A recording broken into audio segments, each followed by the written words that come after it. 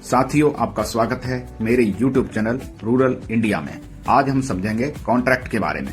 Defence procurement में contract को अगर आप सिर्फ एक सप्लाई ऑर्डर समझते हैं तो आप पूरी प्रक्रिया का सबसे अहम हिस्सा मिस कर रहे हैं। कॉन्ट्रैक्ट आखिरी कदम होता है, पहला नहीं। कॉन्ट्रैक्ट जारी होने से पहले एक पूरी सरकारी प्रक्रिया चलती है जिसमें हर स्टेप का रिकॉर्ड होता है, हर निर्णय पर जिम्मेदारी होती है और हर हस्ताक्षर का कानूनी महत्व होता है। सबसे पहले आती है जरूरत की पहचान। क्या वाकई इस सामान या सेवा की आवश्यकता है? इसे कहा जाता है aeon, acceptance of necessity. Aeon के बिना कोई भी कॉन्ट्रैक्ट कानूनन जारी नहीं किया जा सकता।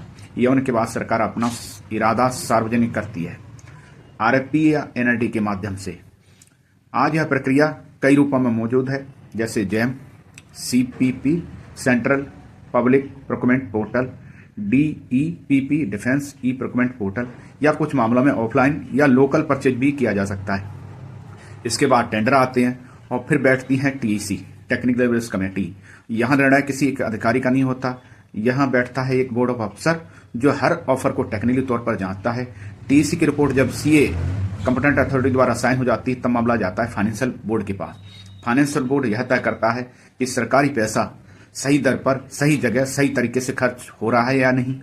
जब ये सभी स्तर पूरे हो जाते हैं तब जाकर कॉन्ट्रैक्ट या एसओ यानी सप्लाई ऑर्डर जारी किया जाता है। यानी कॉन्ट्रैक्ट एक कागज नहीं, पूरी सरकारी मशीनरी की अंतिम मोहर है। कॉन्ट्रैक्ट का मतलब सिर्फ एग्रीमेंट नहीं होता। कॉन्ट्रैक्ट का मतलब होता है अब कोई भी पक्ष अपनी मर्जी से पीछे नहीं हट सकता।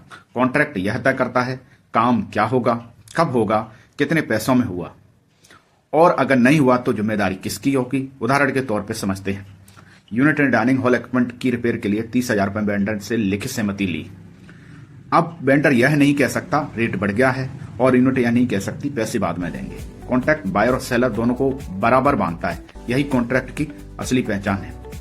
साथियों, डिफेंस प्रोक्योरमेंट में यह भी जानना जरूरी है कि कॉन्ट्रैक्ट किससे साइन किया जा रहा है। सबसे पहले कॉन्ट्रैक्ट विथ इंडिविजुअल। अगर कोई व्यक्ति या प्रोप्राइटरशिप फर्म टेंडर देती है तो कॉन्ट्रैक्ट वही व्यक्ति हस्ताक्षर करेगा। अगर कोई दूसरा व्यक्ति साइन करता है तो उसकी पावर ऑफ अटॉर्नी की जांच अनिवार्य है। उदाहरण, राम इलेक्ट्रिकल वर्क्स एक प्रोप्राइटरशिप है, कॉन्ट्रैक्ट पर राम ही साइन करेगा, कोई कर्मचारी नहीं। अब बात करते हैं कॉन्ट्रैक्ट विथ कंपनी। कंपनी एक अलग कानूनी इकाई होती है। कंपनी वही कॉन्ट्रैक्ट कर सकती है जो उसके मेमोरेंडम ऑफ एसोसिएशन में अधिकृत हो। कॉन्ट्रैक्ट पर सामान्यतः डायरेक्टर या अथोराइज सिग्नेटरी साइन करता है। अगर कोई और साइन करता है तो उसकी बोर्ड रेजुलेशन या अथोराइजेशन लेटर देखी जाती है। गलत व्यक्ति से साइन हुआ कॉन्ट्रैक्ट बाद में गंभीर कानून विवाद में बदल जाता है। साथियों, ऑफर और एक्सेप्टेंस का बुनियादी ढांचा। कॉन्ट्रैक्ट की शुरुआत होती है ऑफर और एक्सेप्टेंस से। आज यह प्रक्रिया जैम या ऑनलाइन सिस्टम से होती है, लेकिन पहले यह पूरी तरह ऑफलाइन थी। पहले मार्केट सर्वे कराया जाता था, वेंडर से लिखित कोटेशन लिए जाते थे। बोर्ड ऑफ अफसर द्वारा हर कोटेशन पर साफ तौर से लिखा जाता था एक्सेप्टेड या रिजेक्टेड, और वही एक्सेप्टेंस मानी जाती। सप्लाई ऑर्डर लोकल वेंडर को बाई हैंड और नॉन लोकल वेंडर को बाई डाक भेजा जाता।